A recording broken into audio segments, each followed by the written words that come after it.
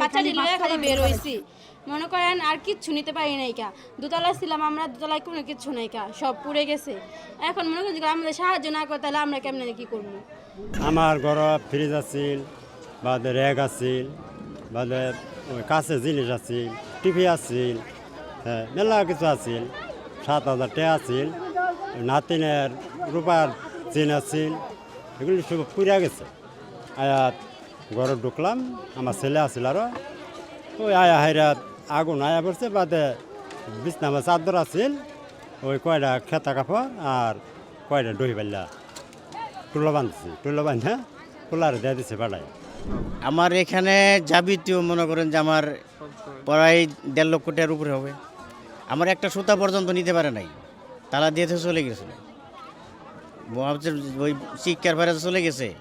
আমি এখন পর্যন্ত আইসে কিচ্ছুই পাই নাই সকাল থেকে ময়লা আবর্জনা সাফ করতেছি বসে হয়েছি আমার কিচ্ছুই নাই আমাদের 6 জন আমরা 6 জন সদস্য এই সংসারের 4 জন ছেলে মেয়ে আর 2 জন 6 জন সদস্য আমাদের তো কিচ্ছু নাই এখন আমরা কোথায় কি করব।